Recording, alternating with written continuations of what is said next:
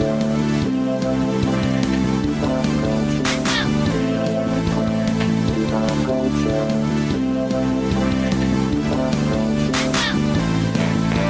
everybody, and welcome to Bill and Frank Eat Pop Culture. I am Frank, and with me, as always, again, for the first time in what feels like a long time, even though it's only been a couple weeks, Bill. How you doing, Bill? I'm doing well. You were just like almost in Spaceballs territory there. For the first time, for the last time, for the first time. It's weird, though. It does seem like it's been like months since we've done one of these. Just like, well, first of all, we had last week where I kind of flew solo. And you did an admirable job. Oh, well, thank you. I appreciate that, sir. Yeah, no problem. You had some good questions, some good answers, I thought. So you handled it well. You acquitted yourself nicely. I'll take it. Well, I mean, there's no way. We might as well do it now. There's no way you're getting through this whole podcast without me bringing up that you admitted in front of a live microphone that if you had to have sex with a male, it would be me. I thought my reasoning was sound, though. I mean, it was, but it still doesn't change that's not the headline. The sound reasoning is not the headline. The fact that it's me is the headline. I still hold true that if I was a professional wrestler, that would be my finishing move. So just anal rapage until they submit. Until it just becomes like incredibly uncomfortable and they What would that be called? I don't know. It's kind of like a mandible claw, but with a dick and a butt. Yeah. You could go really cheesy and call it like the poop shoot or something like that. Oh, the poop shooter. Yeah, that's good. Like a play on the sharpshooter. Or the hole stretcher or something like that. Oh, the rim stretcher. That's what it is. We really know. We need Tony back for this. I know. So yeah, and then like before that, the 2 weeks, it was you, me, and Tony. So like we really haven't done one of these things, just you and me on our own together in a pretty long time. So I'm excited about tonight. Haven't had a one-on-one sesh. Yeah, just a bro sesh. A bro sesh. So a couple weeks ago, it's probably been a month ago or so, we did an episode and we talked about where all our listeners are spread across this spaceship Earth that we live on. And we talked about the United States. And there were a number of states that they're not letting Bill and Frank into their life. That just feels like it's just raw, it's stubborn. Yeah, I don't get it personally, but to this day, we still sit here, and there are 12 states filled with Americans that are not embracing the Bill and Frank Eat Pop Culture movement. And I think that we should discuss those states, all 12 of them, in a segment that you so aptly named Asshole States. Asshole States.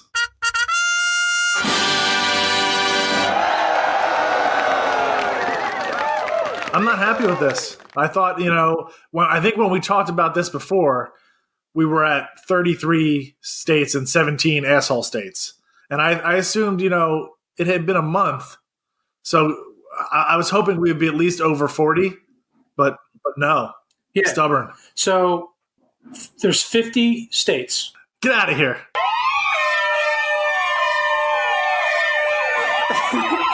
Hot take. There's 50 states. 12 of them don't like us. So that means if I subtract that's 38 states that we're in. Okay. So let's talk about the 12. So number one, Bill. Yeah. Believe it or not, there's one northeastern East Coast state that we don't have one download in.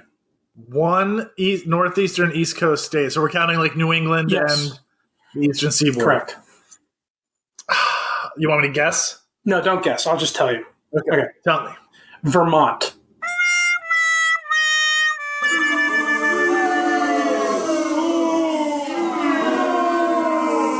Fucking Vermont. Yeah. So now listen, call a spade. I've never been to Vermont. I have. Oh, okay. Well then. I went on a romantic bed and breakfast weekend to Vermont once upon a time. But that marriage didn't work out, so fuck Vermont. You know what? It could have been Vermont that killed that Maybe marriage. it was Vermont. It just took like 8 more years for the effects to really become noticeable. Thanks for nothing, Vermont. Assholes. You know what? Wasn't Vermont the first state to legalize gay marriage? I think it was. That's pretty cool. We have proven that we're super LGBTQ friendly, so Vermont needs to wake the fuck up. Yeah, they should be all over us. Right? Whatever. Sometimes, weird. Moving on. Alabama, Bill. Roll Tide. I didn't do. I must not have done enough publicity. I was in Alabama for a week last week. Like literally, In fairness, you could. I mean, they really struggle with things like Wi-Fi. Do they really? I mean, it's Alabama's Alabama. But you've got one of the most affluent podcasters down there, Conrad Thompson. That's true. I was nowhere near Huntsville. I was in Geneva County and Enterprise, Alabama, which is, boy, there's not a lot going on there. Well, I'll tell you what's definitely not going on there. Bill and Frankie Pop Culture. I should have done some goodwill stops at various local businesses. Alabama shares this in common with their neighbor, Mississippi. So basically, the Southeast United States were in a little bit of trouble. For the life of me, Bill, and I'm trying here, I can't think of one redeeming thing about Mississippi. No, there's not a whole lot. I mean, I think they're last in literacy.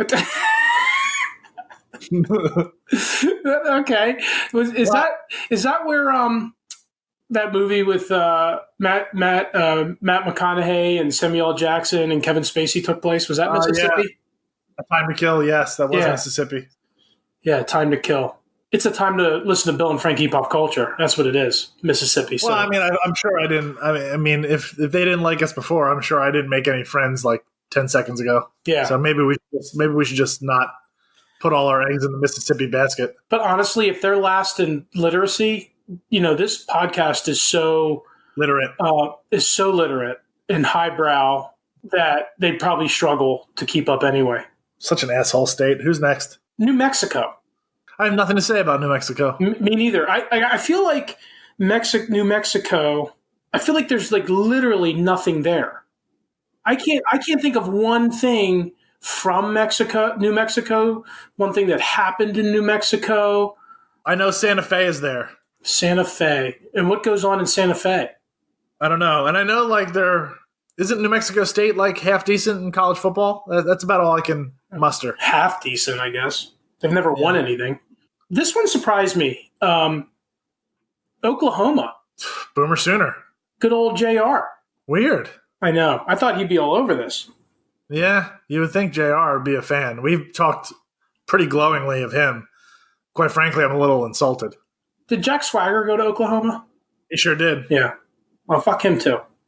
Jake Hager is how he's known now. Jake Hager. He's an MMA fighter now. Well, rumor is he's going to pop up in AEW soon. Oh, that would be... Yeah, I feel like him and Cody are friends. I feel like I know that. Or I could just be making that up. I don't know. Isn't he just like stoned all the time? I don't know if he actually is or just looks that way. Yeah. We the people. Both Dakotas. Yeah, that was... I figured that would be the case. The Dakota, we're not big in Dakota country, but in our defense, nothing is really big in Dakota country. Yeah, nothing. I mean, you want to talk about a place where there's nothing. Have you been to the Dakotas? I have not. We actually brought this up on a podcast that the Dakotas are 2 of the 5 states I've never been to, and me and John Beaver want to take a road trip to Deadwood at some point in life. So WWE never did a shot in either of the Dakotas? No, they still don't. They never go there. Oh. I mean, I don't know if there's not an audience, or if, like, quite frankly, if there's not a stadium or an arena. So there's no wrestling, no Bill and Frank. I feel like the only thing that's out there is like minor league baseball and college football, because that's where Carson Wentz is from. Ah, shit. We can't fuck. What? This is a dilemma. Yeah? What? Well, Carson Wentz is from Dakota. Yeah. Can we don them an asshole state? I think we have to. What are we going to do? Play favorites? No, you're right. You're right. If this podcast stands for anything, it's shitting on people equally. Fair is fair. Fair is fair. Maybe we can talk to Carson. Ginger Jesus? Maybe Ginger Jesus can help spread the word. I'll get on that. Okay. You're closer. Well, I am. That's true. Wyoming, Bill. Yeah. I mean, to be honest, so far, Oklahoma, the only one that is even registering a little bit on the surprise factor. All these other states are the ones that really have no people in them. I mean, they do, but they're sparse, let's say. Well, I mean, Vermont's pretty. I mean, isn't that where Bernie Sanders is from? Yes, but yeah, I guess you're right. Vermont and Oklahoma are the two outliers so far, but the Dakotas, Wyoming, yeah, that's. I mean, and then the illiterate part of the United States, Alabama and Mississippi. None of that surprised me. Remember when we were back to Alabama? Remember when we were at DragonCon? Yes. And we came down the morning of the Virginia Tech Alabama game that was being held in Atlanta. Yep. And we were on the elevator with a bunch of Alabama fans. And literally the only thing they said the entire elevator ride to each other was Roll Tide. Yeah, Roll Tide, Roll Tide. I feel like we missed so much subtext. Roll Tide. Roll Tide. Roll That's Tide. all they said to each other, but I feel like they were probably like talking about what they were going to have for breakfast and stuff. Yeah, it's like Roll Tide is like their dude. But it's even more than that. I feel like they were talking about like, where do you want to go for breakfast? Oh, there's a place down the street that's pretty good. And they said all that stuff just saying Roll Tide. It's all in the inflection. Idaho. Idaho. Not much going on there either. Potatoes. That's about all Potatoes. Montana's another one. So, often mistaken, not where Joe Montana is from. Oh, I always thought he was. No, he is not. That is a common misconception. You learn something new every day. We're pretty good on the West Coast, but this one really shocked me, and I'm upset about it because I'm a big fan of this state, Oregon. Oregon, wow! I thought we'd be a little bigger in the Pacific Northwest. I know. I'm very upset about it. I blame Chip Kelly. Well, it's definitely Chip's fault. As I blame him for everything. Yeah. And then, of course, Alaska. Of course. I mean, we're not miracle workers. Alaska sucks. Okay. Did you see the movie The Gray with Liam Neeson? I did not. Watch that movie, and you'll realize how shitty Alaska is. I did, however, see Mystery Alaska, which is an awesome movie. Who's in that? That would be Russell Crowe and Ron Eldard and other people.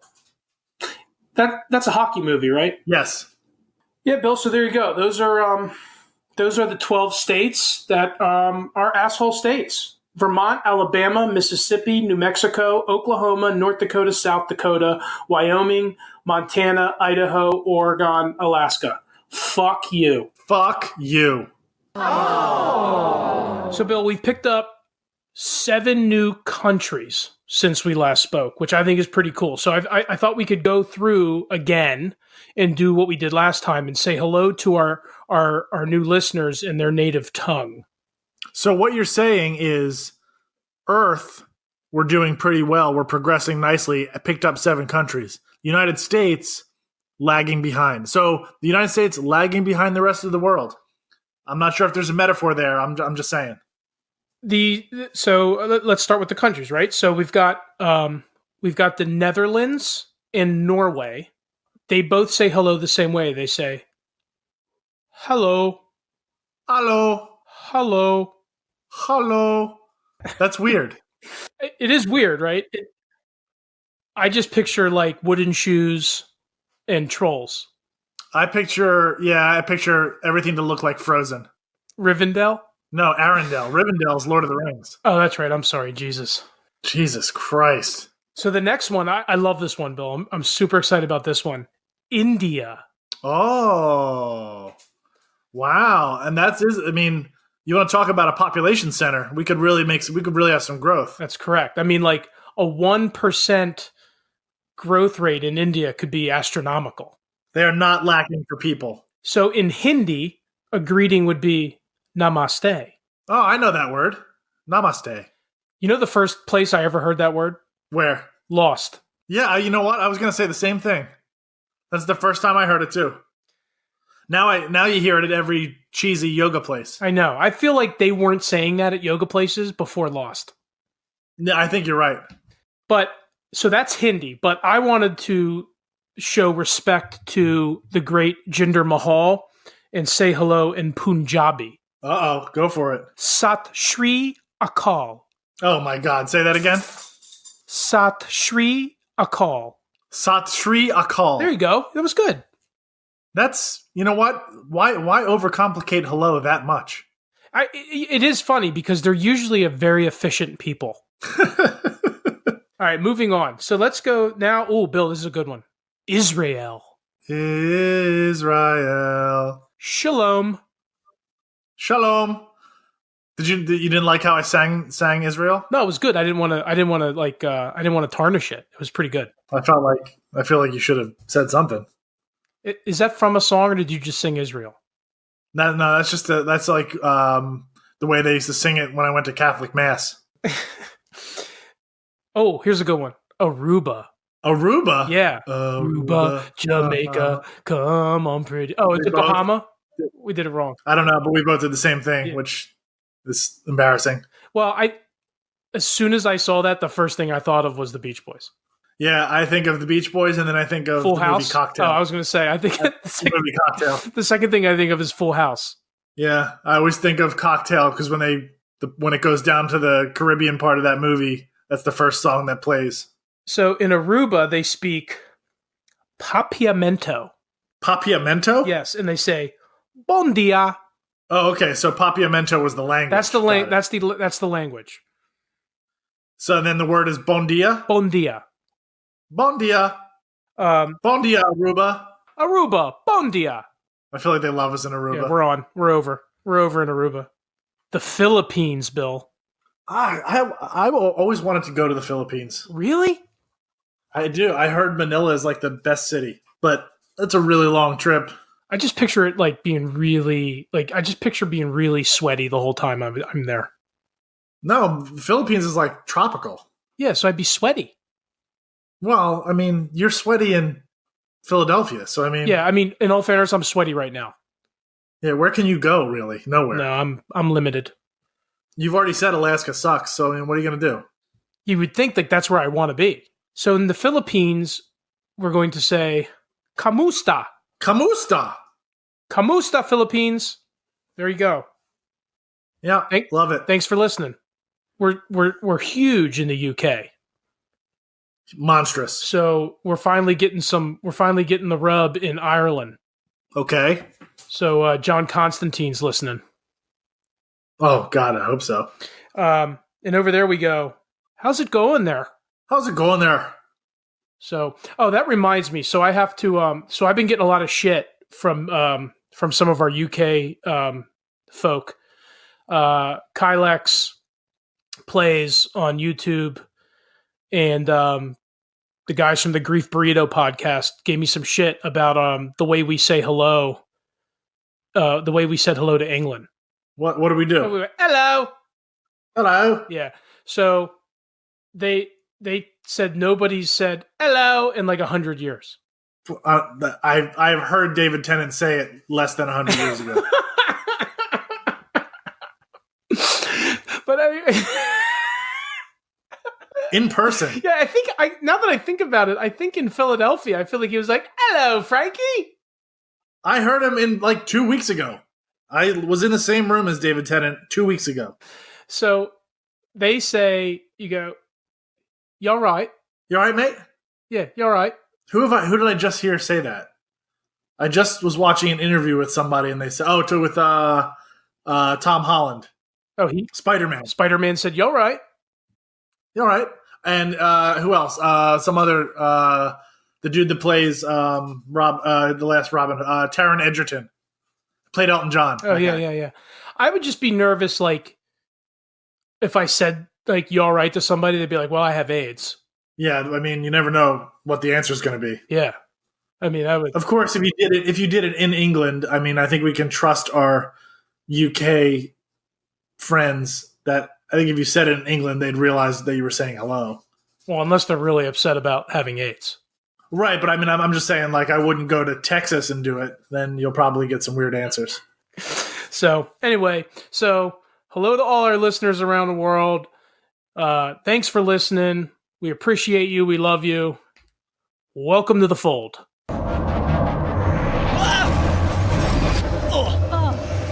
Tasha, what the hell? Where are we? I don't know. There was a button and it was shiny and I pushed the button and I think we're on another podcast? Really? Do you think we should plug our show? Yup. Cue the music. Hi, we're the hosts, Kyle and Tasha from the Triple G Podcast. A weekly podcast where we talk about games, we geek out, and share our guilty pleasures. You got it. Every week, you can find us on Apple Podcasts, Google Play, Spotify, Anchor, and Podbean. And if you're old school, you can just check us out on our website at triplegpodcast.com, where we got cool merch, our Patreon, and all of our other social media stuff. We have new episodes every Monday. Cool, I think that's it. Yeah, that pretty much covers it. Let's get out of here. Tasha, hit the button. All right. And remember, everybody, stay weird.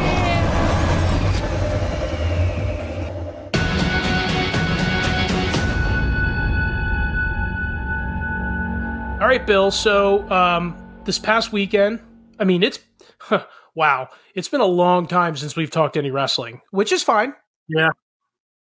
I mean, we're in the dog days of summer. You know, it happens to wrestling too. There's no off season, but generally the summer is kind of slow. Money in the Bank at the beginning of the summer kind of revitalizes a little bit, but summer's pretty slow up until this past weekend, which was SummerSlam. Yeah, that, and this is not a wrestling podcast. No. So, I mean, we can't be expected to talk wrestling every week. That would be what a wrestling podcast would do. Correct. However, I am super excited to talk some wrestling with you because it's been like a month. Yeah.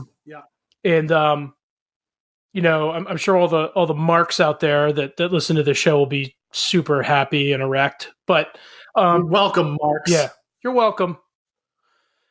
So, first up, big weekend. NXT Takeover Toronto. Yeah.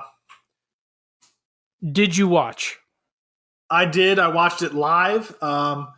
And, you know, as is usual with NXT, I mean, this show to me gets a 9 out of 10. Like, it was interesting. I thought it was spectacular. I mean, I love that they could easily now at this point, they have enough talent to try to squeeze 7 or 8 matches into a show and make it longer and blah, blah, blah, and become kind of what the main WWE is. But they've been militant about sticking to 5 matches. I think it makes it a much more palatable show where the crowd doesn't have it, you know, you're not there for 4 hours. You don't lose your energy. You don't tire yourself out cheering. And you can generally count on, I feel like every NXT TakeOver show, 4 of the 5 matches, you can count on 4 of the 5 matches being 4-star plus. And then on the really special ones, the ones that are incredible, then you get all 5 matches that way. For me, this show, the only match below 4 stars was Shayna Baszler and Mia Yim. Everything else I thought was fantastic. I feel like for some reason, and Bill, and I can't put my finger on it, but like to me, for some reason, I feel like this was like a 7.5, 8. You're crazy. Like compared to the past NXT shows, this was an awesome show. Don't get me wrong, but I feel like it was less awesome than like the last 5. Well, I mean, of the last 5, I've given most of them. I think I've given 3 of them a 10. So I mean, I guess I'll kind of agree. So this one I'm somewhere between an 8.5 and a 9 on this one. I'll say this, okay. If I'm going to say anything negative, the Baszler Yim match I thought wasn't great. It was boring. Baszler's a great heel champ, but you really need a great babyface working with her, and the crowd no one gave a fuck about Mia Yim at all. And if I'm going to say something negative, Gargano and Cole was amazing. It was fucking amazing. They went for 52 minutes, but I actually thought it was a little long, and it was out of their 3 matches, it was the 3rd best. So we'll say that. The last 2 takeovers were better, I think. and the Gargano-Cole matches leading up, the first two were better than this one. I'll say that. But I thought the tag match was awesome because the Undisputed Era is great and the Street Profits are great. Their chemistry is fantastic. And then I thought the triple threat was awesome too. I didn't love the finish, the steal a pin finish, but I thought Roderick Strong was absolutely out of this fucking world. He's like the most underrated worker in professional wrestling, I think. Definitely better as a heel member of the Undisputed Era. Yeah, it's funny. I was actually talking, I'm going to name drop. I was talking to my friend Brian Kunzman, who's a producer at NXT. And he was saying that Roderick Strong reminds him very much of Bret Hart and or Chris Benoit, pre-murder. Jesus, that's a statement. Well, in that he's super sound. Everything looks like it hurts, which is like my favorite thing about Roderick. Like every move he does look like it's real. Like it really hurts whoever he's doing it to.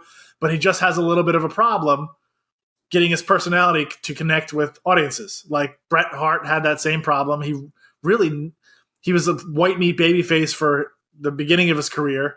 And then it took him a while to be able to get across, his character in promos. He really didn't do it until he had Austin to play off of.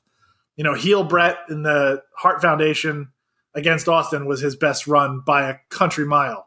And Benoit is the same way. Like it took Benoit all of WCW and most of WWE to get to the point where his personality got across. And even when he did it, he was playing against Shawn Michaels and Triple H and, great people like that. I feel like Roderick Strong he's not quite at that level yet, obviously, but he's in that mold where he needs a run against a really good babyface that helps him get his persona across. Because right now he's a great worker without really a character, other than he's part of the Undisputed Era. Right, that's his whole thing.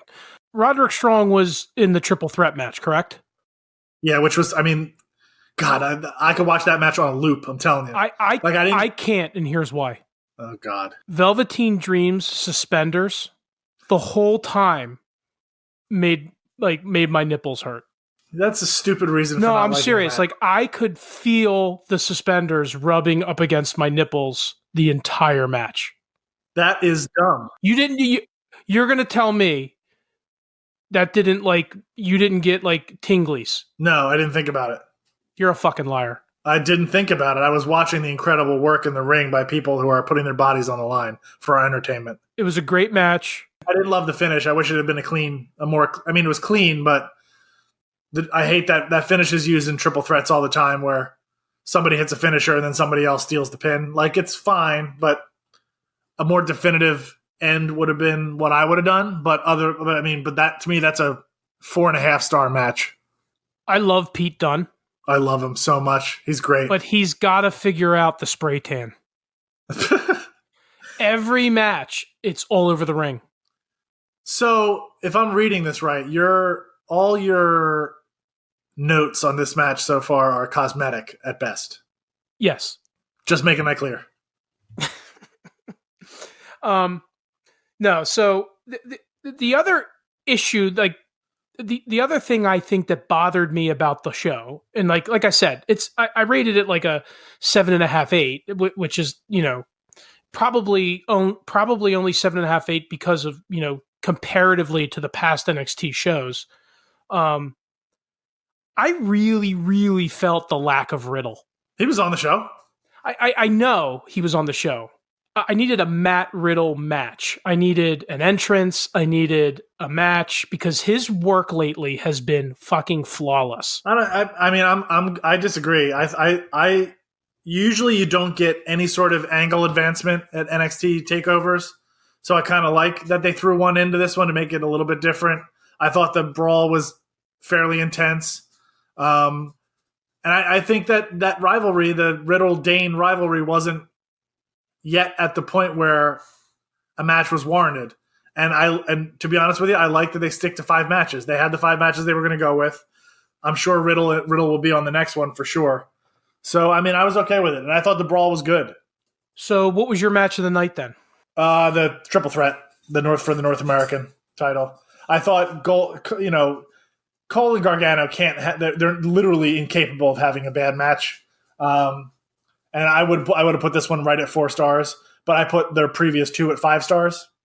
This one, I didn't love the stipulations. I thought definitely the second fall could have gone 10 minutes shorter. Like, I thought the whole thing would have benefited if it was, 40 minutes instead of 52. I think it went a little long. But that being said, when they were ramping up to the finish and they did the insane fucking dive off the cage, was awesome. Like, those two were just fantastic. It's an interesting thing now because other than to Raw or SmackDown, I'm not sure what there is left in NXT for Johnny Wrestling. I mean, what's left for Cole at this point? Well, nothing in the reason Cole, I say Johnny Wrestling, is because Cole is still the champion. Like, he's still holding the title. So right, he'll have a rivalry with whoever they decide to push next. But Johnny has literally held every title. He's wrestled literally everybody there. Like, Cole, at least there's still some matchups out there that we haven't seen. And, another thing is it really looks like NXT is going to go live on Fox Sports head-to-head with AEW. So really, what's going to happen. The NXT is not going to be on the WWE Network anymore. It's going to go on to Fox Sports 1, and it's going to go in the AEW time slot because WWE said they're not changing their time slot, and their NXT's time slot is Wednesday nights, and it'll probably expand to 2 hours. So they're going to need a roster. I think you're going to see a lot less people going, quote unquote, up to the main roster. And if I'm WWE and we're going to go live on Fox Sports 1 in October, I'm building that promotion around Adam Cole and the Undisputed Era. So I don't think they're going anywhere. But Gargano's a different case. He's a little older. He's in his, he doesn't have 20 years left in the business.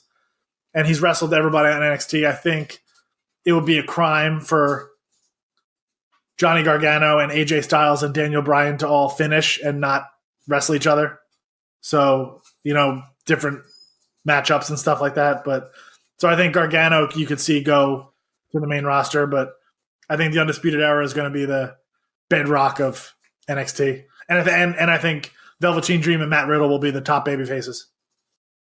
So what do you think about Riddle's continuing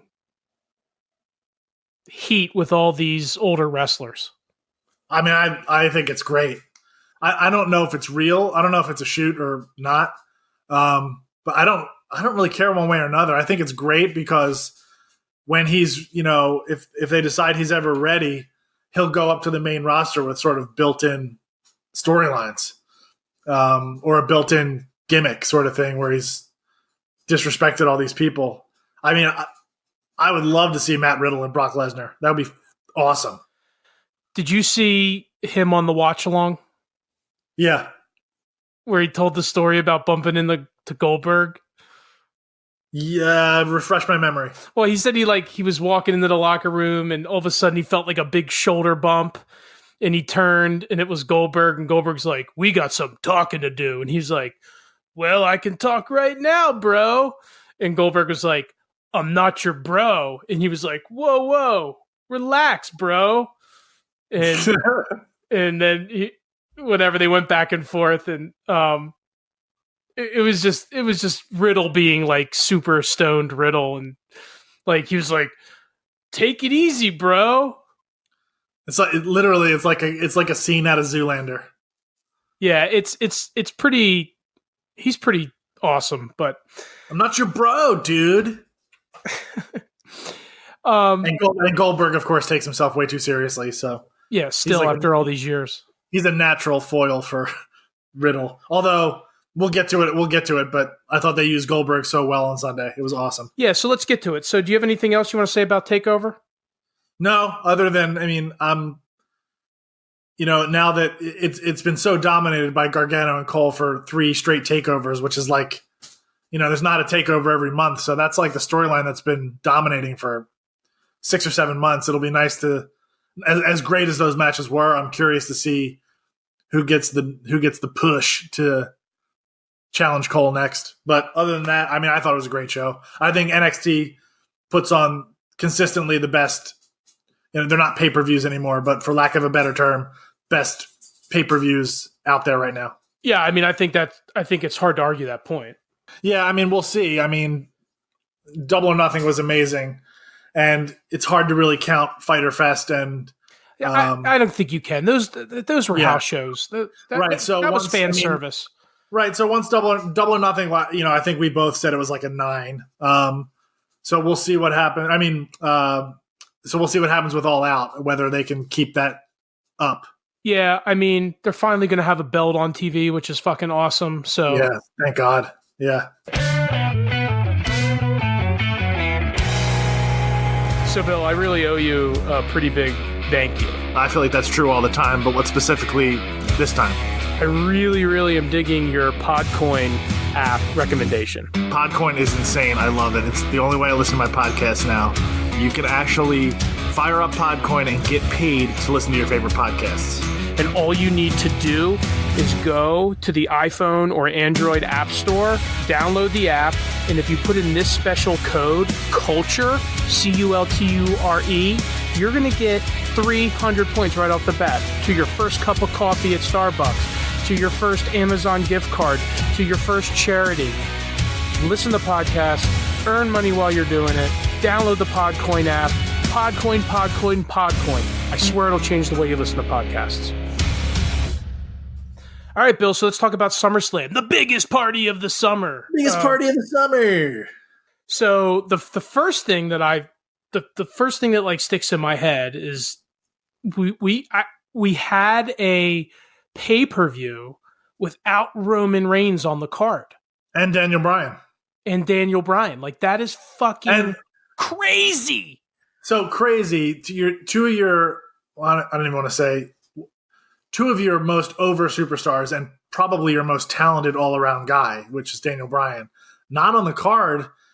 And I got to say, like, SummerSlam was not bad. Like, it was a pretty good effort. No, I mean, I agree with you. I thought to me, it was from start to finish, it was a super enjoyable pay-per-view. I thought there was a couple hiccups in places. I can't, thinking back, remember any matches that just flat out stunk. Well, only one for me. Yeah, I know, but see, I disagree with you on that one, and we'll get to it. Well, let's just talk about it now. So you're talking about Bayley Ember Moon, right? Yeah, it was too long. Okay, yeah, so it was too long, but I thought the match was actually pretty good. So I thought the work rate was good, but what bothered me about the match was I thought they put on a pretty good show. They had this long match, and then I thought it really showed the inexperience and the lack of like ring awareness that they ended the match on a botched finish. Well, yeah, I mean, that sucks, and I think you're right. But also, so here's why I think if you take the same work rate and the same moves they did and the story they told in the ring, I think if you take all that stuff and you just added a better story, like no one cared. Like, so like they didn't spend enough time on this particular storyline in the weeks leading up. They spent almost no time on it. So no one, I mean, I didn't give a fuck. Like, it's hard to pull off a babyface match with a really good story, let alone one with no story. So, like, when this thing went past 8 minutes, I was like, I'm checked out. I mean, I just don't think anybody gives a flying fuck about Bayley, and I don't think anybody ever will. When Bayley won the title and displayed a more aggressive streak a couple months ago, people liked it. And then she went immediately into her thing with Alexa Bliss, which sucked. And then this thing with Ember Moon, which kind of sucked. I think it's all about how you tell the story and how you book them. So, like, no one gave a shit about Bayley or Ember Moon during this match. But then on SmackDown on Tuesday, Ember and Charlotte had a match that had a story, and it was fucking great. And the crowd was into it. Like, so, I mean, maybe that's just because Charlotte is so good, which I think is, a lot of it. But I don't know. Sometimes it's just how you present it. Like, if you weren't a regular, if you weren't like a hardcore mark, you're like, even the announcers did nothing to tell you about why these two were fighting. Like, there was nothing. Yeah, I don't have anything to add to that. I mean, even when the match was happening, the announcers were all talking about other things. This is a title match. Like, that tells you all you need to know right there. And it's not even their fault. There's nothing to talk about. They didn't spend any TV time building this up. So I don't know how you can expect the match to be good. All right. So Goldberg Ziggler. I loved it. This is what Goldberg should be used. This is what Goldberg is. It was so fun. It was so funny. I loved it. I absolutely loved it. When he came out for the third spear, I mean, it was gold. It was just so perfect. Whoever booked that should get a raise. It was awesome. It's knowing how to use, like, the way they used him in the Saudi Arabia show in a match with Undertaker. Not the right way to use Goldberg. This, perfect. He's a sideshow attraction now. He's not a guy that should be in your title hunt or anything like that, or having a match longer than 4 minutes. Like, this is what he is. He's a big attraction that can spear people. And when you have a guy that can sell as well as Ziggler can, I mean, the flop he took on the third spear was it was freaking awesome. amazing. Yeah, it was amazing. I mean, I feel a little bad for Ziggler that all he is kind of like a punching bag all the time now. But other than that, I thought this was perfect. This was a great, like, get the crowd energized little piece of business. I think it was also like, let's give Goldberg a chance to redeem himself and look flawless. True. And you know what? It was well placed because, like, the opening match was really good. Becky and Natty were really good. And it was like that was like, you don't even have to try to tell that story. It's the same story as Canadian Stampede back in the 90s. It's Bret Hart coming, even though he's a heel and Natty's generally a heel, she's going to get cheered in Canada. So it was, and Becky Lynch is the anointed American star. It's literally the same story as Austin and Bret. But they were really good, but it was very brawly. Like, it was a hard hitting long match that was good. But, I think putting Goldberg and Ziggler out right after them to repop the crowd was a great idea. What'd you think of Bray Wyatt's debut? No, it's great. I mean, I'm curious how they sustain it. Like, how do you sustain this forever? Because it reminds me very much of when Bray Wyatt debuted as Bray Wyatt, as the Wyatt family. And then eventually it sort of lost its magic because they didn't really know what to do. They ran out of ideas of what to do with it. But I thought it was fantastic. Like, the crowd was buzzing. It was booked perfectly. Shouldn't have been a long match or a war of attrition or anything. Finn Balor, I mean, I think everybody saw it coming. Finn requested time off. He's going to be off for a couple months. So there's no reason for him to go over or put up a fight. This was a showcase for The Fiend for the first time ever. I thought the way they presented him was great. It was fucking weird and creepy. Dude, exactly what it should how be. Awesome is the severed head lantern? Yeah, so cool. But what did surprise me was he wasn't on Raw or SmackDown. I thought that was curious. I will say the one thing, sitting there watching it with my son, the one thing I didn't like was the neck snap. The neck snap. Yeah, he did like the action movie, like, neck break move. Oh, okay. I thought that was a little, like, I was like, ugh, and I don't, like, that to me, that's like, I don't know if you want kids doing that to each other on the playground, but. Well, yeah. But no, I mean, I thought it was awesome. Like, I was so amped about it the whole show because I knew he was going to go over. And then with, like, his entrance, like, they just, like, repackaged his old song, and it was really cool. And the lights, the way they do the lights are different and creepy as shit. And the fucking severed head lantern was ridiculous. But no, I loved it. I thought it was super fun. I love that he's using the mandible claw. Yeah, it's really cool. Because, like when Mankind first showed up and he was just like the squealing fucking man baby mess. Ripping out his hair. Yeah, ripping out his hair. When he used to do that mandible claw, like he was horrifying. He was just so weird and creepy. Like I'm getting that same vibe from this Fiend thing, and the mandible claw is such a weird move. Like I love it.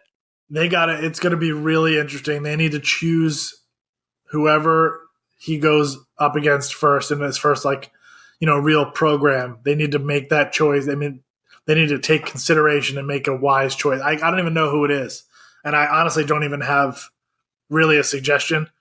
But they need to take care when they do that because they have a really good buzzy thing right now that I don't want them to ruin. Kofi and Randy.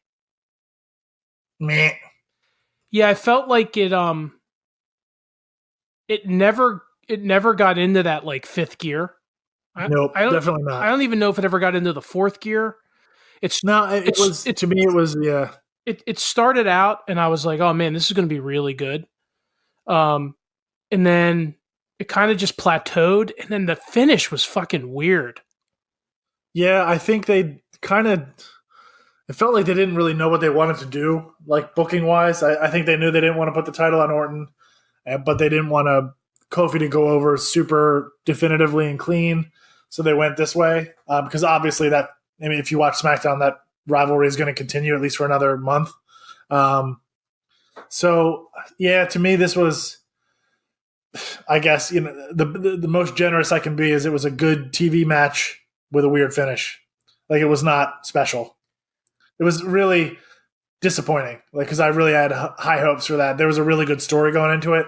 And WWE did a great job at pulling from the past on that story. It was, the best part about this match was the two video stories they told before the match. They were great. The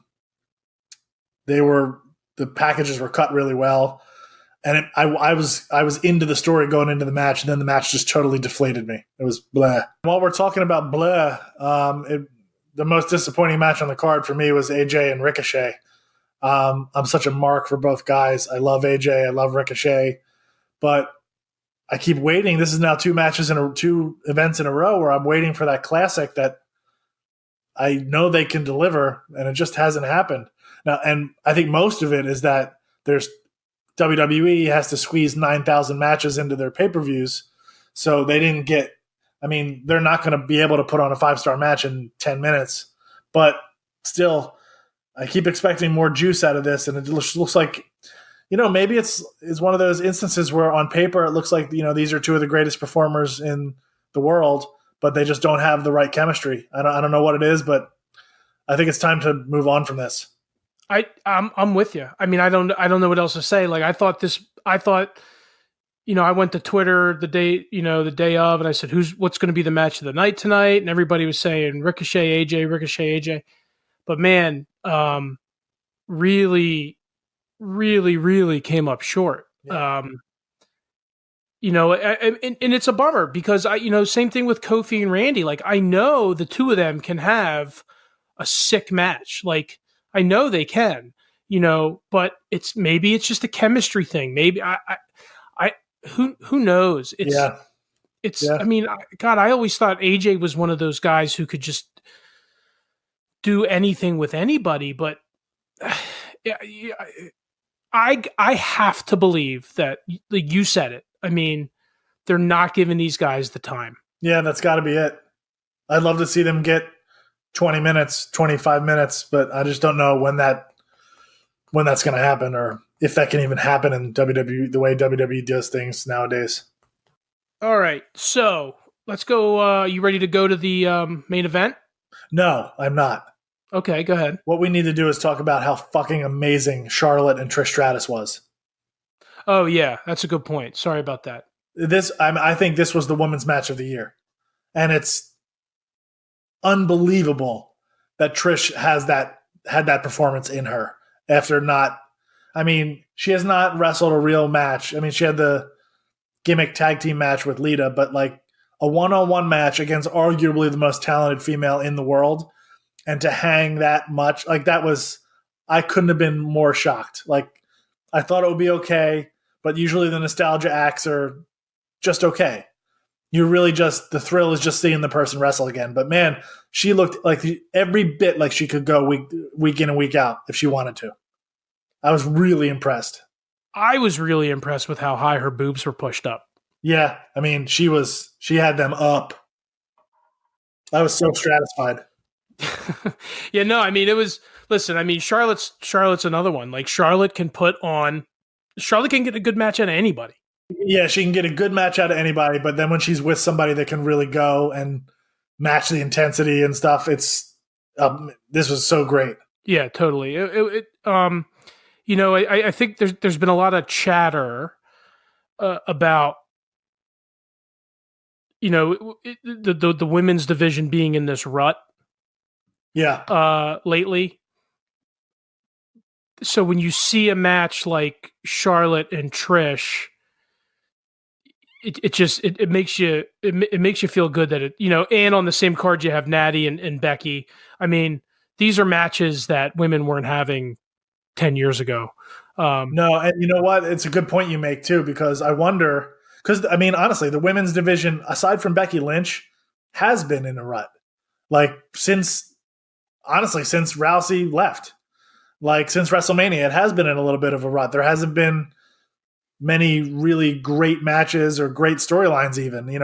Becky was tied up with Lacey Evans for a while, which she was getting pushed too far too fast.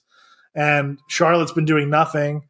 Alexa and Bailey, and that was a disaster. Like, so Sasha just came back on Monday.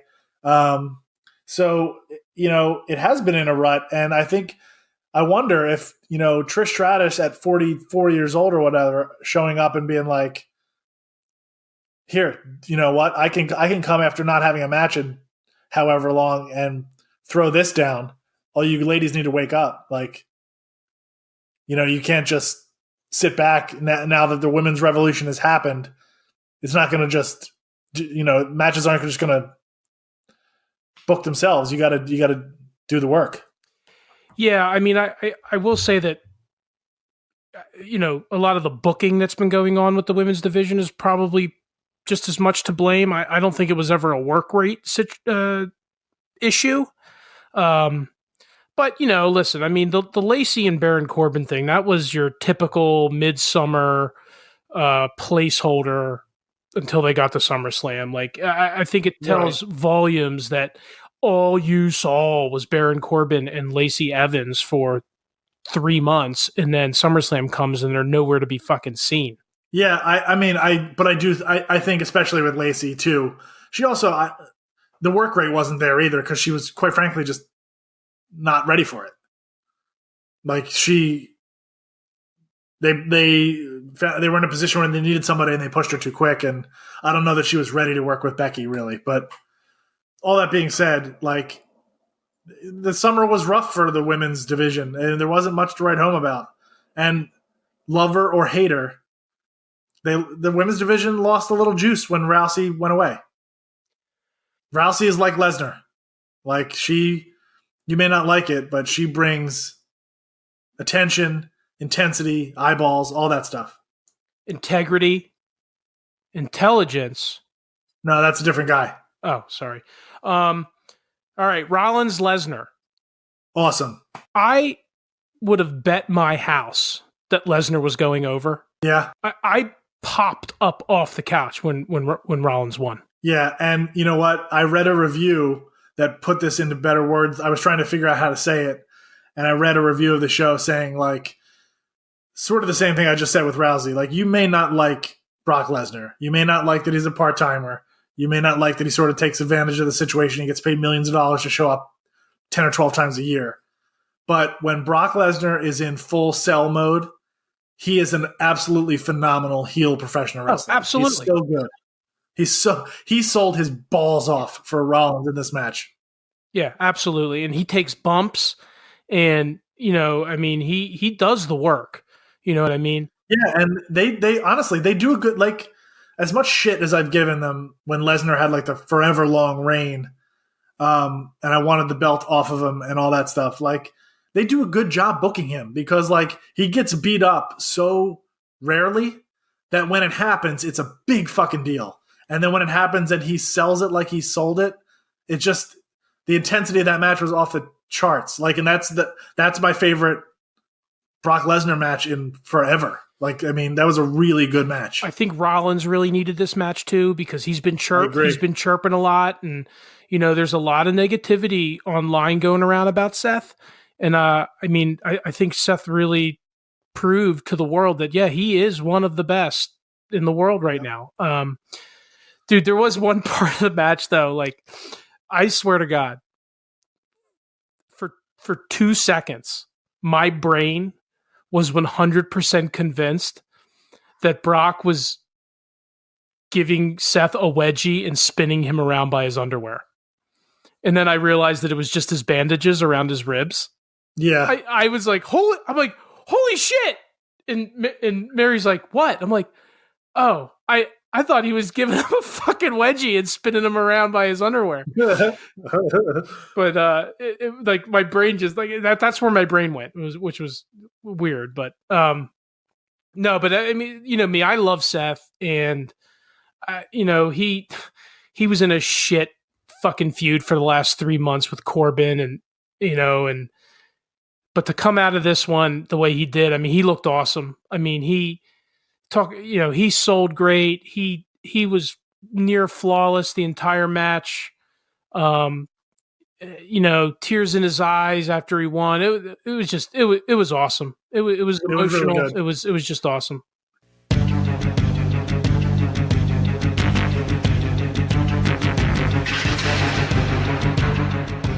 All right, so a lot of things going on in the comic world. I feel like after a really slow couple of years, in the last couple of weeks, even on this podcast, not just because we had our very own professional comic writer, Tony Ortega, launching his own comic, but I feel like there's a lot to talk about in the comic world for the first time in forever. Fear not, mutant lovers. Frank and I will be getting to House of X and Power of 10 in the upcoming weeks. I think we want to kind of wait for a couple issues to be out so we have some meat to talk about. But it does my heart good. I don't know about you, Frank, but I've gone to 2 comic stores in the area down here. One which you actually went with me to last time you visited. And both of them are saying that they're having a lot of trouble keeping the X books on the shelves. You know, they're all sold out of first printings. That is great news. I love to hear that. It also means they won't be worth shit. Well, I don't know, because I think there's a fine line, but I don't think that they were, like, my dealer said that they were not overly mass produced. Oh, well, that's good. Yeah, they're just selling out. I think there's a little more demand than people even thought there was going to be, which is great. But the thing I wanted to talk to you about in particular this week was DC has made some headlines with their DCeased storyline. I don't know a ton about it, so I'm going to ask you to sort of fill me in, like, what this is. Like, in what continuity does this exist, or is it sort of just outside of everything else? But the big thing is, you know, DC had sort of prepared people that fan favorites were going to die, things were going to happen in this series. What people did not expect was that issue number 1, Bruce Wayne was going to be infected and die. Not only that, but he was going to pass the mantle of Batman to Damian Wayne, who has been the generous term would be a polarizing Robin. There were other choices that he could have made. Tim Drake, who also were both infected in this first issue. So really, it fell to Damian. And the result, I mean, I was looking at Twitter, it was hilarious. So with people going absolutely batshit crazy, no, pun totally intended, that Damian Wayne became the new Batman in this storyline. So fill me in. What is this like? Where does this exist? Yeah. So this is a Tom Taylor. This is like this is DC's version of the Marvel zombie books. Gotcha. So this is a self-contained universe or whatever you want to call it. It's not part of like an Elseworlds type thing. Yeah, if you want to call it that. It's it's not part of whatever the Prime Earth continuity is. Right. It's a DC zombie story. The JLA or whoever the heroes of the DC universe have to fight a zombie apocalypse type thing. So it's not in continuity. Now, I do have some feelings about this for a couple reasons. So, first of all, I'll say I think it's fucking awesome. It's such a cool move that they killed off Batman in the first book, in the first issue. Because usually what happens, you struggle through 5, 6, 7 issues, and then Batman comes up with a way to finish it. You've got all these gods and kings and whatever the hell they are, metahumans. And it's always Batman that comes up with, the way to end the conflict or end the crisis, or he's usually the one willing to sacrifice himself, like in Final Crisis. So I thought that was a pretty cool.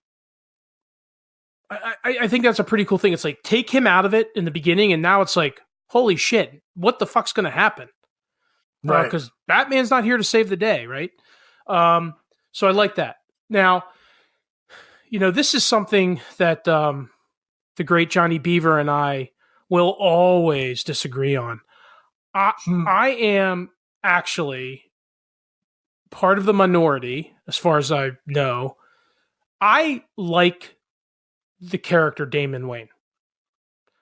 Yeah, I know you've always been a big supporter. And even when I was reading Snyder's run on Batman, I didn't love him.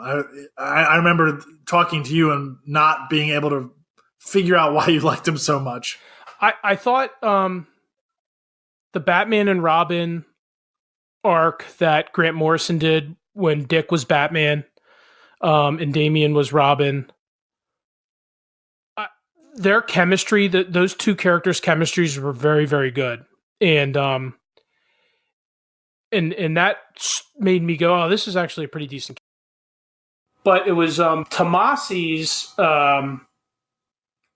I can't remember if it was called Batman and Robin or Batman and Son or whatever it was. It must have been called Batman and Robin. It was when the New 52 launched. It was called Batman and Robin, I think. That book made me fall in love with Damian because, and to be quite honest, Bill, I don't know if it was the character of Damian itself, or if it was how Batman and Bruce interacted with this new character, in the range that it got out of Batman and Bruce, because now it's like Batman's always been a pretty unrelatable guy. He's rich, he's a ninja, he's shredded, he's Sherlock Holmes smart. But now he's got a son, so now he's relatable to a normal schlub like me, right? And he has, and he has these moments where he's like tough love dad, sensitive dad, but then when somebody threatens the safety of his child, he goes fucking berserk like any one of us imagine we would if that ever happened. And so it's I've always been a fan of just that relationship. And I really, really, I think the next best thing about Damian is his interaction with his relationship with Dick. Me, I'm a huge Grayson fan. He's probably my second favorite comic book character. His relationship with Dick is just, it's fantastic. It's like this big brother, little brother thing where the little brother in his head, he knows in the bottom of his heart that he's better than Dick, but he knows, but there's just this little bit of, a doubt that maybe Dick is better than him, and maybe Batman loves Dick more than Damian. Maybe Dick's the heir apparent to the cow. Anyway, so I've always been a big fan of Damian. I love the character. I love his interactions with Dick and Bruce. I don't understand the insane negative reaction. I mean, it's a self-contained story. Yeah, I mean, it's a lot. Who gives a fuck? I mean, really, like seriously, who cares? And it's his son. Who else would inherit it?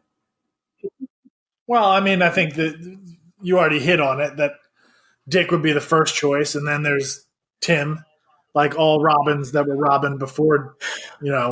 Yeah, but listen, Dick has made it clear, like, Dick is doing his own thing. Dick doesn't want it. I mean, for the last 6 months, Dick didn't even want to be Nightwing. Like, he doesn't know who he is. He got shot in the head, whatever. But it's, I don't know. Dick and Bruce have really grown apart.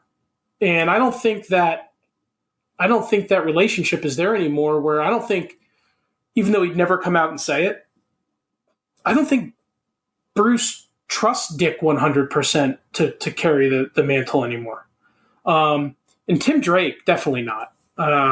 He's too different. But I mean, I don't know. I think it's all much to do about nothing. I mean, I think this is all backed by the fact that people just fucking hate Damian, and they're mad about the fact that he merely exists, let alone the fact that he's now Batman in a comic book. So I don't know. I calm down, Marks. Well, what do you think about? I mean, one of the things that I read was that people think that maybe DC is using this sort of Elseworlds, self-contained, doesn't have any bearing on the actual continuity. They're using this as a test to see what the reaction would be to making Damian Batman, because they have plans to do something similar in real continuity. Do you think that's like too conspiracy theory or has validity? Yeah, I don't know. I think that's that sounds like fear to me. I mean, who the fuck knows what's going to happen with Batman? I mean, I don't even know that they've announced who's taking over from Tom King, because he's rolling off soon. His story's going to come to an end. Who knows how that's going to end? So, like, we don't even know who the next writer is, and God knows where that next writer is going to go with the story. So I don't know. I can't see. I don't know. I find that hard.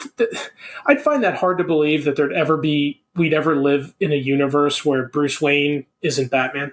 Well, I mean, I can see them doing something like, not permanent, like they did for Nightfall back in the day, where Batman got broken by Bane and then Azrael took over for a while. Like, it would be not permanent. Like, I don't think there'll ever be anything permanent, like you're saying. But I don't know. I think that maybe it wouldn't stun me if it was like hey, let's test the water and see what the fan reaction to this would be. I mean, I mean, it's probably not. But stranger things have happened. I mean, listen. Like, let me put it this way: would I be super psyched about reading 6 months, 12 months of Batman books, in which anybody except Bruce Wayne is Batman? No. Probably not. I mean, to me, that was easily the weakest part of Snyder and Capullo's run, was when Gordon was Gordon. That's when I checked out. I'm like, it was tough to get through. And I mean, it's not Damian, it's not Dick, it's not like when Dick was Batman, like, it was okay because Batman was traveling through time trying to get back, so you knew eventually he was going to come back, and it was just like a temporary thing. But even then, it's like I don't really want to see anybody else wearing the cape and cowl besides Bruce. I mean, he is Batman. Yeah, it's interesting. I was just thinking about how, like, it's very interesting how certain characters are like that and certain ones aren't. Like, we've had 3 different people have the mantle of Captain America now, and like, it's fine. like, I think we all kind of assumed Steve Rogers would eventually come back, but if he didn't and Bucky stayed as Captain America, I feel like we all would have been fine. It's weird how, sometimes that there's a rule and sometimes there's not. Yeah, I mean, I don't know that it's a rule. I mean, to me, listen, there might be fanboys out there that are like, yeah, I'd love to see somebody else, I don't know. I feel like you're hit on something though. I feel like Batman is one of the ones where like, no, Bruce Wayne is Batman. That's that. It's like, it's like Clark. I feel like the same way for Superman, and I feel like the same way for Spider-Man. Like, look what happened when they tried to replace Peter Parker. Like, the fucking world exploded.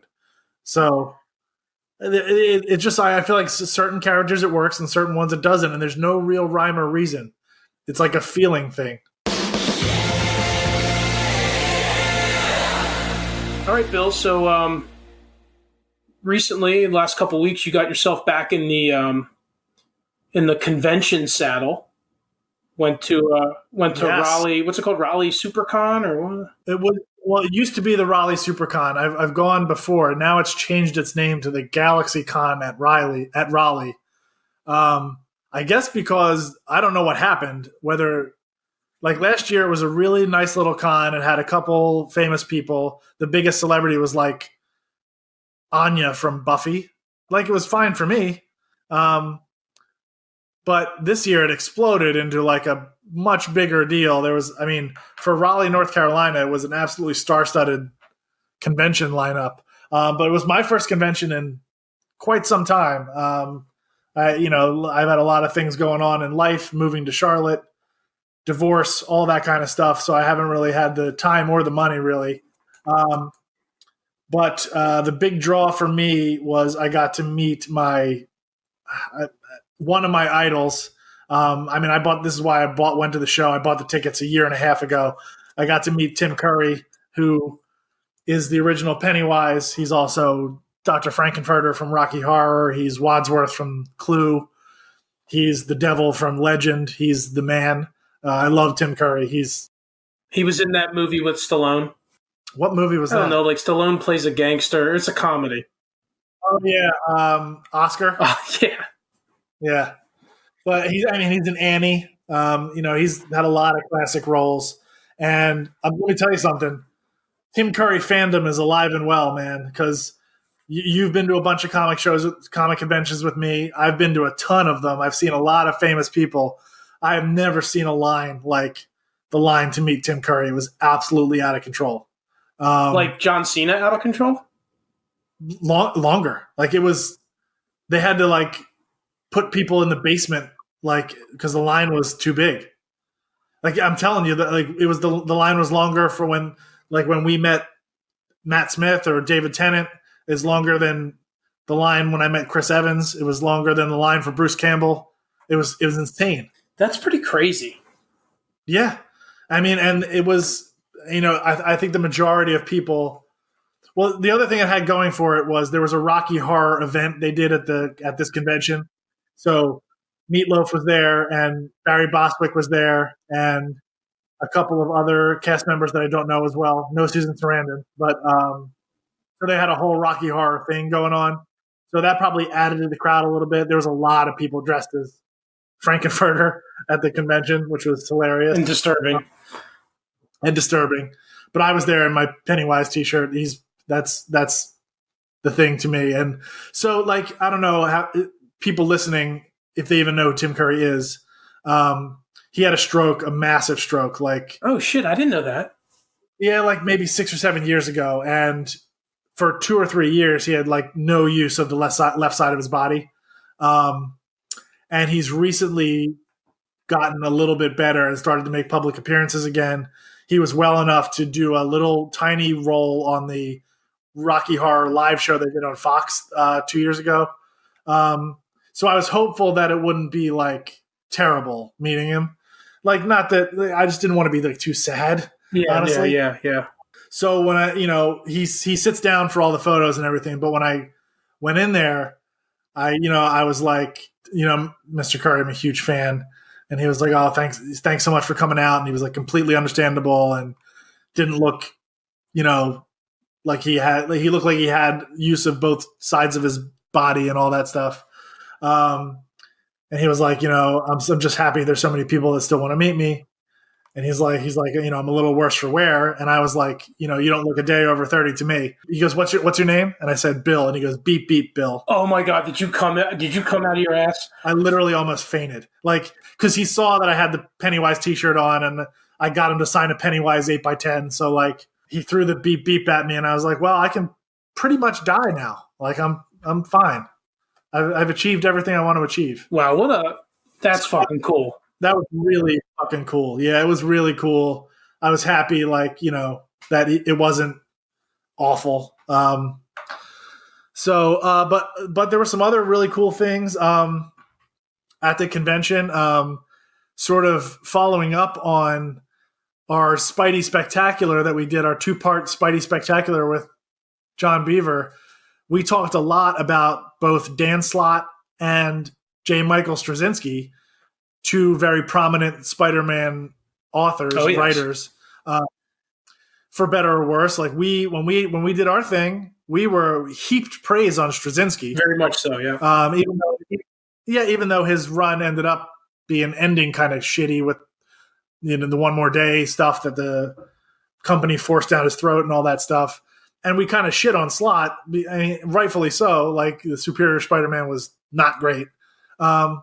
So I met both of them, and Dan Slott was the greatest guy. He was perfectly willing to he was willing to sit there and debate. He was I told him hey, we just did a podcast. We talked about your run, what was good, how much we love Big Time, but also how much we hated Superior Spider-Man. And he's perfectly willing to just sit there with a smile and debate why he thinks it was a good idea and what his intentions were and what was going on and all that stuff. He was he couldn't be nicer. He signed a book for me, took a picture. Then I went over to Straczynski, and he was a complete dickhead. The worst. It's such a bad experience. You never know. I wonder if he was always like that. I don't know, but Straczynski had 8x10s of himself, in just a weird pose, which was it's weird for a writer, I feel like. And then it was weird. He wouldn't take selfies. Slott didn't charge me anything for the autograph, the selfie, or he didn't charge me at all. And I went up and talked to him for 20 minutes. I didn't spend $1, and he was fine with it. Straczynski, you couldn't get out of there without spending $25 or whatever. He would only autograph something if you bought his new sci-fi book, which was, it's his right to do that. But then, people, I started to try to talk to him about his run on Spider-Man, and he just wasn't having it. And I saw him shake off. There was an 11-year-old kid that had a copy of Straczynski's first issue. He wouldn't sign it unless the kid bought the fucking sci-fi book. And then the kid wanted to talk to him about Ezekiel, and he was just didn't have any time for it. Why are you even there at that point? Yeah, I was go fuck yourself, Babylon 5. I'm done with this guy. That is fucked up. So I went to this Comic-Con loving Straczynski and not liking Slott and left. Now I want to go back and give Slott a second chance because he was such a cool dude.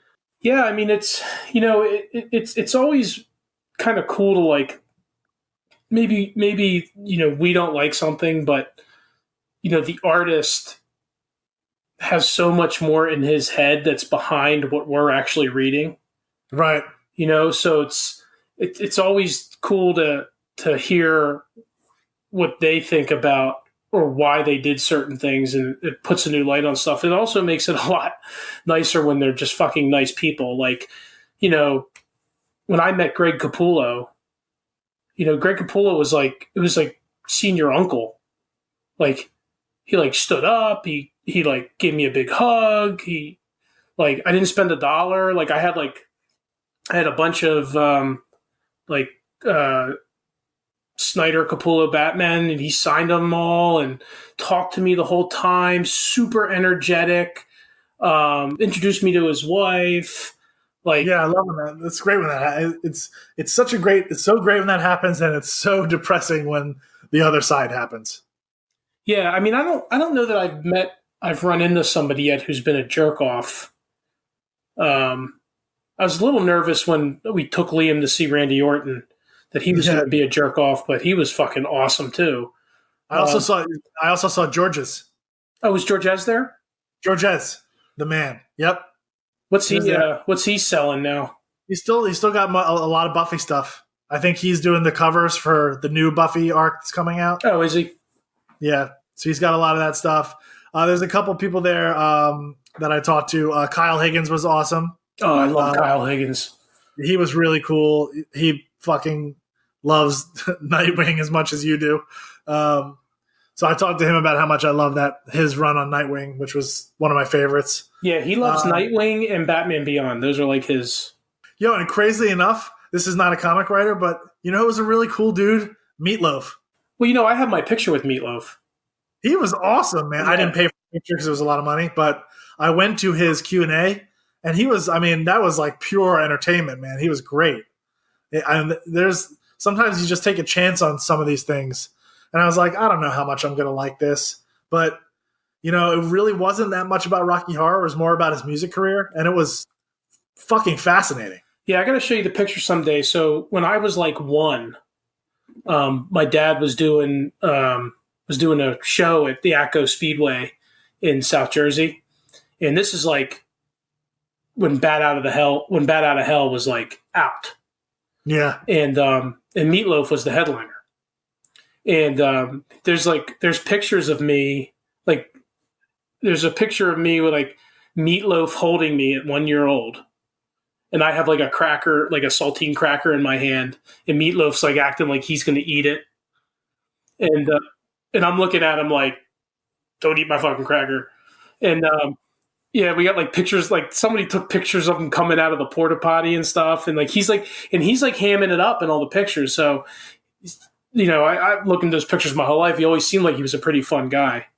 He was great. His Q&A was great. And he was like one of those guys that like, he gave shit to the audience in a really good natured way. Like it was fun. He talked about Fight Club a lot, which made me really happy. Yeah. But also, like, did you know that there are only 2 artists in history that have like Bat Out of Hell went onto the top 100 albums in the UK when it came out and has never left that chart to this day. I did not know that. No. The only other artists to do that are the Beatles. It's still on the chart? Still on the fucking chart. Like it still sells. Like, that's amazing to me. That's pretty fucking crazy. His whole story was really fascinating. So that was like a weird thing that I didn't think was going to happen. And then one of the other cool things I got to do, and I was really nervous about this because I heard that he was a real shithead, and I've loved him forever, and I didn't want it to be ruined. But I met John Cusack, and he was really fucking cool. Really cool. Yeah, Mary met him like a year or so ago. And she said he was like he did like up at Hershey Theater they did the Q&A thing. I remember her telling they watched Say Anything, and then he came out and did a Q&A afterwards, and then they paid the extra money and they like met him and got their pictures with him. She said he was pretty cool. He was, surprised. It was a weird vibe for him, I think, because like this convention was the guests they had, it was either really sci-fi or really horror. So he didn't really have a place. It was like not the right crowd for him. So he didn't really have long lines at his booth, despite being like sort of an 80s icon. So it wasn't a long wait to go up and meet him. And like, he sat there and talked to me about Grosse Pointe Blank for 5 or 10 minutes, and that's like my favorite John Cusack movie. And he was really cool. He was really, he took selfies at his table for not that much. He didn't charge $200 or anything. I've heard many times that he was a real douche, but he was great. He was real cool. Did you happen to ask him why he went with the choice of Birkenstock sandals in Con Air? I did not. Next time, I guess. But I've always heard he's like really against talking about his 80s movies. But like, I was with one of my coworkers at the convention, and she brought her VHS of One Crazy Summer, and he signed it and was fine with it and talked to her about it. And so like a lot of I don't know whether we caught him on a good day or not, but he was cool. And then, of course, the highlight of the convention was David Tennant and Catherine Tate were there together, Of course. which was really awesome. It, I've met a bunch of doctors, and I have not met Catherine Tate yet. She's one of the companions that I needed to meet, and I didn't pay for the David Tennant stuff because we've done that together. Yep. But I went to his Q&A, which was, again, like, the line was so ridiculous. Like, we had to go up there several hours early to get our spot. But it was totally worth it. And like, originally when I bought tickets to this, it was Tennant and Piper were supposed to be at this one, but Piper bailed out and Catherine Tate filled in. And I think it was actually, I think I preferred it because, especially for the Q&A, Catherine Tate is legit funny. Yeah, she's a comedian, I think.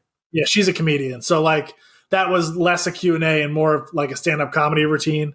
Like, she was hilarious in that, like, she doesn't know shit about science fiction or Doctor Who. Like, she came out and she was like, I don't know anything about Doctor Who. She's like, I had no basis for anything when I did the role. You guys, if you want to ask me specific questions, you can, but I'm not going to know the answer. So the whole time, Tennant was trying to get people to ask her, like, super specific stuff, like, which was really funny. I love Tennant. But yeah, he was great too. Like, there was a lot of Good Omens talk. A lot of people asking him about Kilgrave, which was really cool. He's really become more than just, he's always going to be the Doctor, but he's really become quite a star in his own right. And people, it got really weird in the room, I'm telling you, because somebody asked him about the fan campaign for him to be the Riddler in Matt Reeves' Batman movie. And like, usually when people bring up these crazy rumors with him, he kind of laughs them off and he's like, I haven't heard about it, whatever. But he like sort of clammed up a little bit. Really? Yeah, it was a little odd. Like, and the people I thought the people I was sitting with, I was like, is it me or is he kind of just not saying anything and kind of hoping we all move on? And they were like, yeah, maybe there's something to this. Oh God. Really cool. Oh my God. I can't even imagine. There was also news that came out of this thing that he admitted he doesn't know if it can happen because of schedules, but Tennant, Billy Piper, and John Barrowman have met with Russell Davies about doing a Torchwood movie. A Doctor movie or a Torchwood movie? A BBC Torchwood movie starring Barrowman, but guest starring Tennant and Piper. So it would take place, I guess, during the 10th Doctor's time. Wow. Which I would fucking have a heart attack if that happened. Or it could take place on Bad Wolf Bay. Right. Or it's the Doctor, so it could kind of take place anywhere. That's fucking awesome. Yeah, so that was really cool.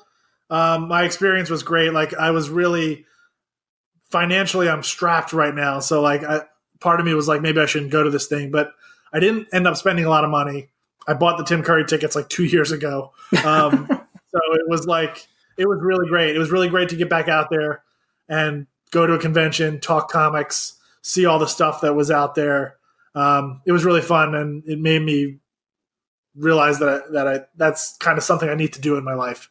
Yeah, there's nothing like being at a convention.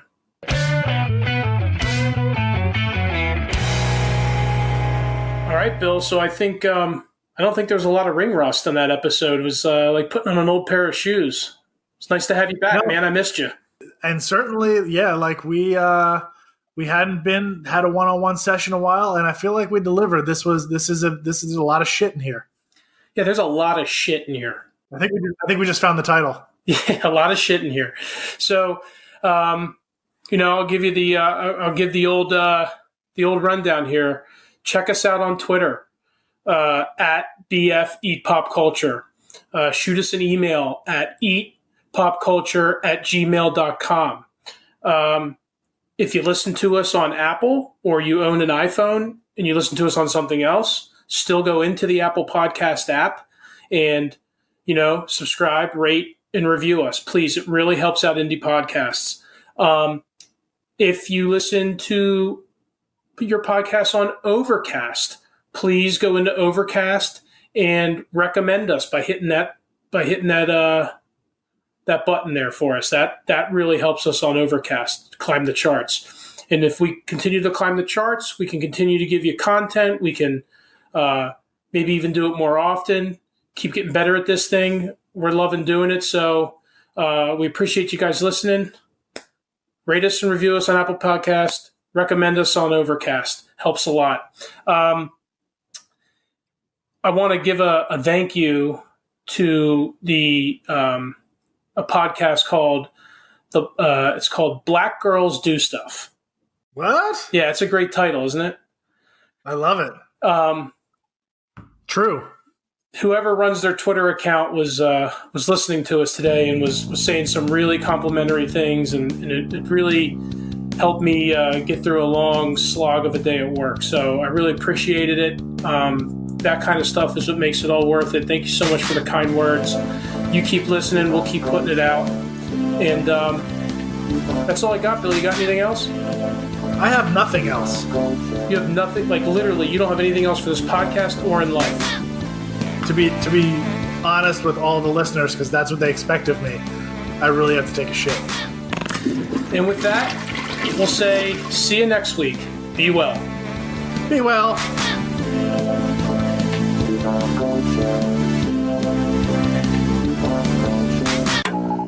Brought to you by the Odd Pod Squad.